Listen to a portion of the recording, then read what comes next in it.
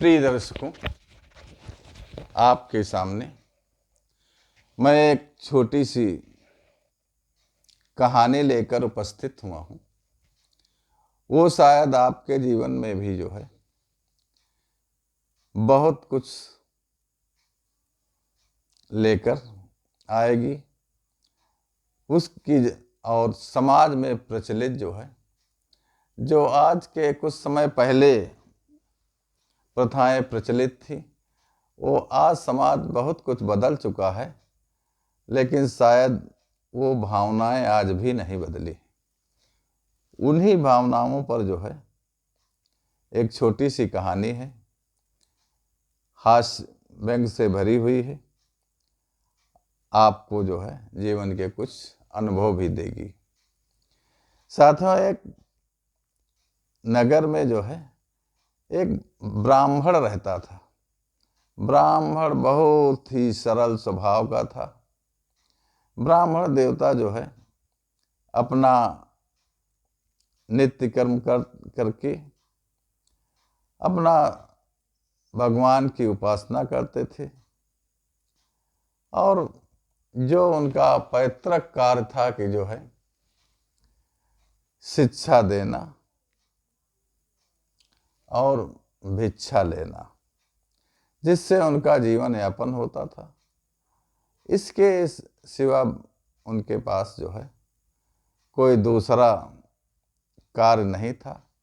जो समय बचता था उसमें वो गौ पालन करते थे, गौ माता की सेवा करते थे, और जीविका का भी जो है एकमात्र यही सहारा था। लेकिन दोस्तों, जो आज भी देखने को मिलता है वो प्राचीन काल में भी देखने को मिलता था।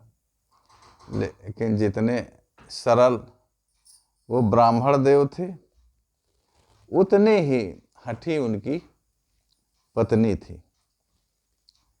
पत्नी का स्वभाव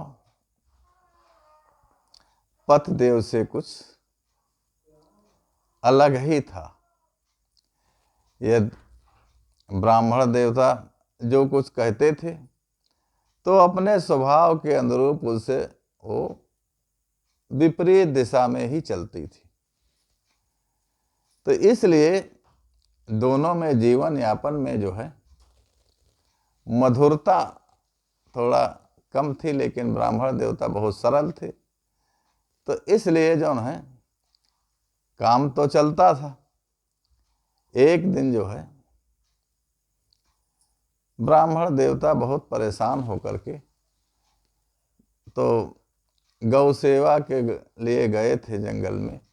तो गौ माता को जो है चरने के लिए छोड़ दिया। अपना एक जो है मंदिर था शिव जी का, उस मंदिर पर बैठ गए। बड़ी चिंतित मुद्रा में थे। तो वहां से कुछ संत लोग निकले। तो ब्राह्मण देवता ने उन संतों को देखा, प्रणाम किया और बैठा रहा। तो संत लोग पूछने लगे कि विप्रदेव, आप कुछ बड़े चिंतित मुद्रा में लग रहे हैं। तो ब्राह्मण देवता तो सरल स्वभाव के थे। कहा, आप तो अंतर्यामी हैं और हमारी चिंता जो है वो हम आपको जरूर बताएंगे, तो आप से शायद इसका कुछ निदान मिल जाए। तो उन्होंने बताया कि हमारी जो पत्नी है, जो कुछ मैं कहता हूँ तो शायद उसको उल्टा ही समझती। उनकी कार्यशैली जो है हमारे कहने के मुताबिक उल्टा ही रहती है। तो संत कहने लगे, इसमें कौन सी बात है, इसका निराकरण तो तुम्हारे ही पास है। हमको बताएं न बताएं, ये तो बहुत आसान उपाय है। तो तुम उल्टा बोला करो, अब वो काम सिद्ध हो जाएगा। तो ब्राह्मण देवता कहने लगे, आपकी के वचन के अनुसार बात तो सत्य है, लेकिन मैं ब्राह्मण हूं। मेरे माता पिता ने जो है उल्टी शिक्षा मुझको दिया नहीं। उन्होंने कहा है हमेशा सत्य बोलो, तो मैं उसका पालन करता हूँ, तो इसलिए उल्टी भाषा हमारे मुंह से निकलती नहीं, गलती, और हमको पारिवारिक जीवन में इससे तकलीफ होती है। तो कहा भाई ये तो एक आसान उपाय तो यही है कि अगर आप चाहते हैं कि भोजन दाल रोटी हमको चाहिए, तो वो दाल रोटी नहीं बनाएंगी, वो दाल चावल बनाएंगी। तो आप कह दीजिए दाल चावल बनाइएगा, दाल रोटी मत बनाइएगा, तो अपने आप आपको दाल रोटी मिल जाएगी। तो ब्राह्मण देवता इसी तरीके से अपना कुछ काम पारिवारिक चलाने लगे जैसे चलता था, और थोड़ा जो है संतों की वाणी के अनुसार भी कुछ अपना काम चलाने लगे। लेकिन जिसकी सत्य बोलने की आदत है वो उल्टा बोल नहीं पाता। एक दिन गंगा घाट पे अमावस्या का मेला था, गंगा स्नान का।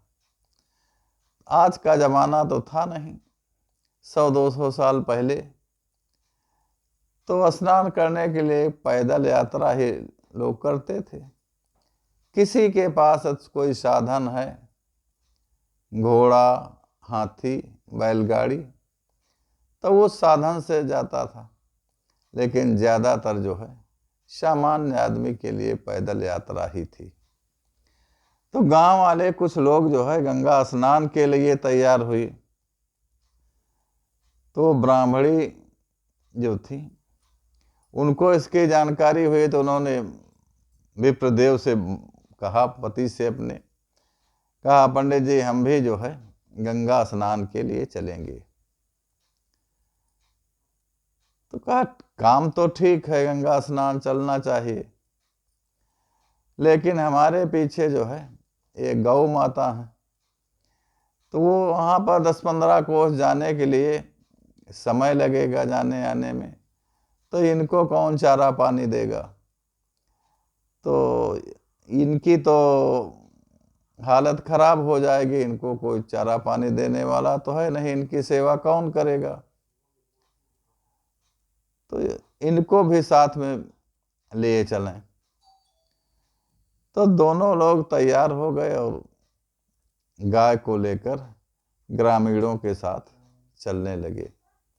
लेकिन पंडित जी तो सरल स्वभाव के थे, उन्होंने कहा कि गाय लेकर हम चलेंगे। लेकिन ब्राह्मणी अपनी पुरानी हिसाब में तो कहा ऐसा नहीं हो सकता, गौ माता की रस्सी पकड़कर हम चलेंगे। तो कहा नहीं मानते हो तो भाई मजबूरी है, लेकिन जब हम साथ में चल रहे हैं तो आपको ऐसा कोई करने की जरूरत है नहीं। लेकिन वो ब्राह्मणी नहीं मानी, पकड़ लिया रस्सी और सभी लोगों के साथ दोनों लोग चलते गए। तो वहाँ जब गंगा घाट पे पहुँचे तो ब्राह्मण देवता बोले कि आप जो है आप यहाँ किनारे रुकें और हमको गाय माता को स्नान कराना, हम रस्सी लाइए और हम गाय माता को स्नान करा के और फिर बाहर निकालना है, तब जो है तब आप स्नान कर लेना। तो उन्होंने कहा ये नहीं हो सकता। ब्राह्मणी बोले ये नहीं हो सकता, सारे रास्ते में पकड़ करके हम लाए और स्नान कराने तुम जाओगे, ऐसा कैसे होगा, स्नान हम कराएंगे। कहा ठीक है, नहीं मानती हो तो भाई तुम ही स्नान करा लो, हम अपना सामान लिए, सब वस्त्र लिए बाहर बैठे हैं। तो गाय माता को लेकर गंगा जी में ब्राह्मणी प्रवेश करती हैं।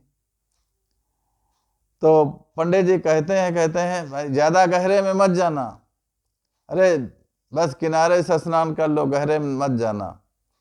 लेकिन जिसके स्वभाव में उल्टा ही बसा था, तो जितना वो विप्रदेव मना करते कि ज्यादा गहरे मत जाओ, उतना वो और गहरे की तरफ बढ़ती जाती गाय के साथ। एक स्थिति ऐसी आई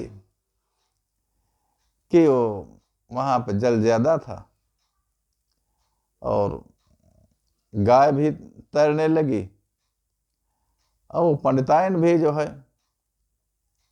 उसी पानी के बहाव में आ गई तो पंडित जी ने कहा गाय की पूंछ पकड़ लो, पूंछ पकड़ लो और पूंछ छोड़ना नहीं। तो पंडिताइन ने पूंछ तो पकड़ लिया, कहा इसको छोड़ना नहीं, छोड़ना नहीं पूंछ को। फिर उनका पुराना स्वभाव तो पूंछ छोड़ दिया। अब स्थिति क्या थी कि गौ माता तो तैर कर निकल आई और पंडिताइन जो है वही गंगा जी में डूबने लगी। लेकिन ब्राह्मण देवता हमेशा ईश्वर के पुजारी थे, तो उन्होंने माँ गंगा से अनुरोध किया, कहा माँ क्या ये भी कलंक हमारे सर पे आएगा? ऐसा न करो, इनको जो है जीवित हमारे साथ भेज दो। कुछ स्नान करने वाले यात्रीगण उसमें तैराक थे, तो उन्होंने जब इनको डूबते हुए देखा तो अपनी जो है तैराकी कला से जो है ब्राह्मणी को निकाल लिया और निकाल कर बाहर लाए। तब उनकी समझ में आया कि जो हमारी उल्टा विचारधारा है इसी का ये परिणाम है कि आज हम गंगा जी में डूब रहे थे। तो गंगा जी की कृपा से उनको सद्बुद्धि प्राप्त हुई।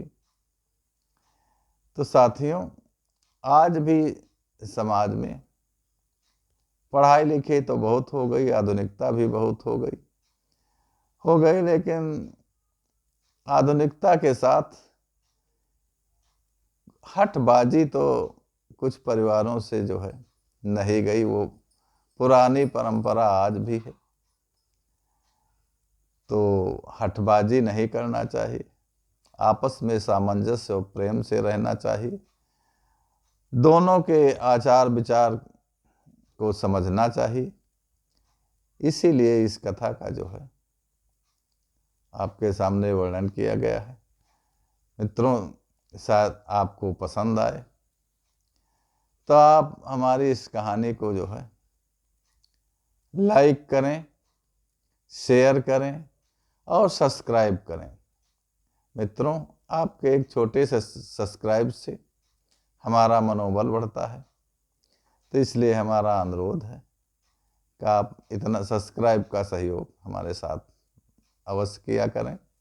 यदि आप नए हैं चैनल पे, पूरा वीडियो देखने के लिए आपको नमस्कार।